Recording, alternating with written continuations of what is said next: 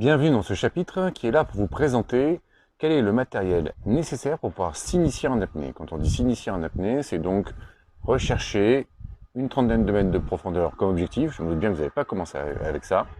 Rechercher à faire, disons, une centaine de mètres en piscine, en dynamique, et 4-5 minutes en apnée statique. Voici les objectifs, et donc on va parler du matériel qui est nécessaire pour faire ça. Pour commencer, le premier élément du matériel, c'est le masque. C'est l'investissement numéro 1 sur lequel vous serez appelé à changer dans le temps.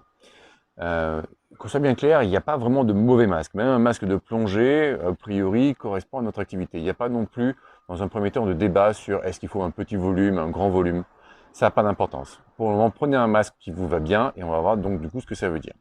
Un masque qui vous va bien, chez les filles, c'est facile. Chez les mecs, la majeure partie d'entre nous ont une petite barbe. Alors moi, c'est pas le cas. Mais une petite barbe, une petite moustache, et ça, c'est le gros piège. Parce que souvent, ça fait rentrer un petit peu d'eau. Et c'est un gros piège. Donc on va voir aujourd'hui ce que ça veut dire un masque qui va bien. Un masque qui va bien, c'est un masque qui tient tout seul, comme ça, sur le visage, sans être obligé de le tirer avec les soldes, en inspirant légèrement. Ce masque doit pouvoir tenir, donc du coup, sans qu'il y ait d'aspiration d'air, notamment lié à l'entrée d'eau des moustaches. Mais il doit pouvoir tenir aussi en faisant des petits mouvements de bouche. Je veux dire par là que si vous faites comme ça, que vous le tenez, et qu'à peine vous bougez légèrement vos lèvres, sans ouvrir la bouche, à peine vous faites ça, que tout de suite le masque s'en va, ça veut dire qu'il y aura des fuites, certainement, au niveau de vos zygomatiques ou au niveau de vos lèvres. Donc il faut éviter. Donc un masque, on le plaque sur le visage, on inspire, on bouge légèrement. Si vous bougez beaucoup, il n'y a aucun masque qui tient. Et si vous trouvez que le champ visuel vous convient, que l'esthétique vous convient, honnêtement, pour commencer, ça suffit. Pour les garçons avec moustache, n'hésitez pas à en essayer plusieurs pour être sûr que ça marche. Moi, je préconise toujours d'avoir soit un petit millimètre ici sous le nez, sans poil du tout, donc ça nécessitera de vous raser un petit peu, soit d'utiliser de la graisse de silicone, ce qui est vraiment dégueulasse, mais c'est le meilleur moyen pour éviter que l'eau elle rentre. Ce qui est certain, c'est que vous ne devez pas avoir d'eau qui rentre, vous ne devez pas être emmêlé par votre masque. Donc, systématiquement, on prend un masque, comme ça, on le plaque sur le visage. S'il tient, ça suffit. C'est tout ce qu'on va attendre d'un masque pour commencer. Le deuxième investissement incontournable et prioritaire en apnée, c'est la combinaison. Et là, attention, il y a plein de pièges. En plongée sous-marine et en chasse sous-marine, vous aurez énormément d'offres sur le marché et elles ne correspondent pas du tout à nos besoins, à nos attentes. Il faut éviter toutes les combinaisons avec fermeture éclair, notamment pour la partie mer. Il faut éviter toutes les combinaisons avec une rigidité importante ou des éléments qui vont la rendre complètement cartonnée et complètement inconfortable. Donc pour ça, maintenant, il existe heureusement du nouveau matériel que vous pouvez trouver sur le marché. Je vais vous en présenter ici. Mais vraiment, l'idée est de malheureusement abandonner tout ce que vous pouvez trouver en plongée sous-marine, en chasse sous-marine, en surf et autres. C'est du mauvais matériel. C'est du mauvais matériel pour notre pratique, bien entendu. Une combinaison n'est pas obligatoire en piscine. Maintenant, c'est comme courir pieds nus. C'est pas parce que c'est possible que c'est une bonne idée. Moi, pour la piscine, je vous préconise vraiment d'investir dans des combinaisons comme celle-ci. Donc moi, je suis partenaire C4, donc vous voyez ici le matériel de la marque C4, c'est pour moi d'excellente qualité parce que du coup, vous avez un néoprène qui est souple et une coupe qui est bien faite avec un lisse extérieur qui vous permettrait une bonne glisse, même en tant que débutant, c'est important. Surtout que la différence de prix avec du matériel vraiment entrée de gamme est relativement faible. Donc je vous invite vraiment à tout de suite aller sur du matériel comme ça qui vaut en moyenne 200 € pour la partie piscine. Pour la partie mer, donc c'est là qu'on trouve le plus de matériel pas adapté. Et c'est là que vraiment, si vous voulez ne pas avoir froid et pouvoir respirer tranquillement dans vos apnées, pouvoir faire des mouvements comme il faut absolument investir dans des combinaisons d'apnée, spécifiquement apnée. Donc là, encore une fois, je vous présente le matériel C4, il existe d'autres marques. L'intérêt de celle-ci, je trouve, c'est qu'elle est encore une fois assez souple, que c'est encore une fois du lisse extérieur, ce qui permet d'avoir plus chaud grâce au soleil et une meilleure glisse une fois dans l'eau. Et la coupe de la combinaison avec la qualité de néoprène fait que ça s'écrase pas trop vite et ça vous tient bien au corps sans avoir trop d'entrée d'eau. C'est très important parce qu'encore une fois, si vous n'avez pas ce genre de matériel, vous aurez régulièrement des entrées d'eau, régulièrement des circulations d'eau et régulièrement de l'inconfort qui fait que, en France, l'eau est quand même régulièrement entre 16 et 21 degrés. Si vous n'avez pas une bonne combinaison, la séance est vite gâchée. Après, effectivement, dans les eaux chaudes, la question est un peu moins importante. Vous pouvez vous permettre d'avoir du matériel un peu moins bonne qualité, mais c'est toujours pas préconisé. Moi, je travaille toujours avec C4 en 3 mm. Ça tient très bien jusque dans des eaux entre 21 et 26 degrés. Donc, la combinaison investissement numéro 2, s'il vous plaît, n'achetez pas dans des trucs vraiment trop basiques. Faites-vous directement plaisir en prenant du matériel minimum comme celui-ci. Numéro 3 au niveau investissement matériel, le lestage.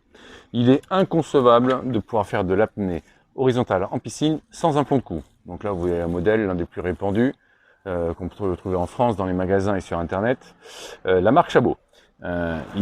Pour moi, tout le monde a au minimum besoin de 3 kg, et plus vous aurez d'expérience, plus vous aurez besoin de plus de poids. Et en n'oubliant pas que la combinaison en elle-même souvent pèse l'équivalent de 2 kg, ce qui veut dire que en moyenne, les gens quand ils pratiquent en piscine doivent porter 3 kg ici jusqu'à assez rapidement 4 à 5 kg, et une ceinture de plomb comme celle-ci. Bien penser qu'une ceinture comme celle-ci doit être élastique pour pouvoir être portée au niveau de ce qu'on appelle vessie face. En apnée, vous mettrez 2 kg dessus. En profondeur, pas de plomb de cou nécessaire. Dès que vous aurez un certain niveau, on en parlera, mais pour le moment, c'est pas nécessaire. Et un lestage qui va varier selon votre combinaison, entre 3 et 6 kg, sans hésiter à être un petit peu surlesté au début, ça facilite quand même grandement nos descentes. Donc, investissement numéro 3, le lestage, le plomb de cou et la ceinture de plomb, ce sont des incontournables. On ne peut pas, pour moi, faire de l'apnée dans des bonnes conditions si on n'a pas un bon masque, une bonne combinaison, une bonne ceinture. Le reste qui va venir maintenant est secondaire. Point matériel suivant, les palmes. Alors là, vous avez une multitude de solutions qui peuvent exister, matériel de plongée, matériel de chasse, à bannir. En attendant, en apnée, nous, qu'est-ce qu'on va rechercher en priorité? Pour moi, la palme la plus fréquente que vous aurez sera pu utiliser sont les palmes courtes, si possible, les plus souples possibles. Pour ça, il y a des palmes de plongée qui existent, c'est pas une mauvaise idée. Mais sinon, vous pouvez en trouver sans difficulté sur Internet des palmes qui sont le plus souples possible. Si vous prenez du rigide, c'est que vous êtes déjà un nageur de bon niveau, ça n'a aucun intérêt pour commencer. Donc, ça, c'est votre outil numéro 1 en entraînement en piscine, ça vaut pas très cher. Et alors, encore plus, si vous faites de la monopalme, ce sera votre ami pendant 80% de vos entraînements. Investissement numéro 2 en matière de palmes, les palmes plastiques dites longues. Alors là, vous avez une multitude de choix et 80% ne nous intéresse pas, puisque nous, ce que l'on va chercher en priorité, c'est ce que vous pouvez voir sur ce modèle-là ou sur cet autre modèle-là. Il y en a donc plusieurs qui existent, plusieurs marques. Il faut absolument qu'il y ait un angle entre le chausson et la palme qui soit d'environ 30 degrés, en tout cas pas moins. Tous ceux qui ont un petit angle, etc., c'est pas du tout adapté à notre discipline, c'est adapté à d'autres disciplines, il n'y a pas de souci, mais c'est pas adapté à la nôtre. Donc vous verrez, on aborde ces genres de détails-là sur la partie technique de bipalme. Quoi qu'il en soit, ces palmes-là sont à moins d'une centaine d'euros sur le marché. Vous pouvez même récupérer des marques qui s'appellent les chaussons partageables, c'est-à-dire que vous pourrez récupérer votre chausson pour le mettre sur une voilure plus haut de gamme en carbone un peu plus tard. Mais pour moins de 100 euros, vous trouverez du bon matériel en matière de palmes plastiques. Je vous conseille d'investir avant tout dans les palmes plastiques, puisque dans les palmes carbone, là encore une fois, il y a beaucoup de choses à jeter malheureusement, et on verra ça dans la partie matériel haut de gamme. Donc voilà, une centaine d'euros, budget maximum préconisé pour des palmes avec de l'angle comme celle-ci. Pour nos adeptes de la monopalme, là, il existe encore une fois pas mal de monopalmes adaptées à la nage en surface, mais pour nous, en apnée verticale ou en apnée horizontale, on sera à la recherche de monopalmes dites à ailettes, comme celle-ci. Vous pouvez voir que le pied donc, a une bordure comme ça sur le côté. Voilà, c'est pas un dernier modèle, mais c'est pas grave, avec un angle de pied et de voilure qui font que ce n'est pas aligné exactement à la même problématique qu'avec les bipalmes qui sont là. Ces palmes-là, malheureusement, commencent tout de suite à être très très chères, c'est-à-dire dans les 400-500 euros en moyenne. Et je vous rappelle qu'avant de savoir si ça vous intéresse, soyez avant tout focalisé sur ces petites bipalmes, parce que même si celle-ci vous intéresse, elle ne se porte pas très longtemps, elle se porte essentiellement pour faire la performance, donc ça veut dire que l'essentiel de vos entraînements, vous le ferez avec ça, et pour faire votre performance, vous sortirez les grandes qui sont ici. Malheureusement, il n'y a pas vraiment de matériel en initiation disponible sur les monopalmes. On va directement aller chercher dans du matériel haut de gamme. Pour finir notre matériel, donc en matière d'ordinateur d'apnée, il y en a assez peu. Encore une fois, les ordinateurs de plongée sont évidemment pas adaptés à notre pratique puisqu'ils rendent des informations qui sont complètement contraires à ce qu'on a besoin.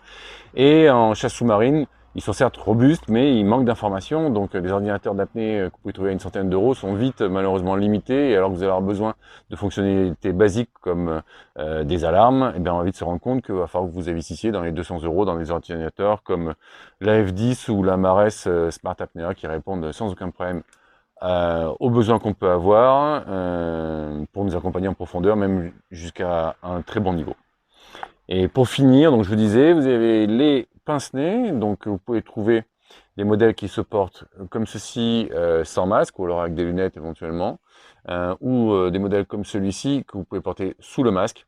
Quoi qu'il en soit, le pince-nez est pour moi un investissement que vous devez voir à la fin, une fois que vous avez déjà bien compris comment fonctionne la compensation, une fois que vous n'avez pas trop de problèmes de compensation.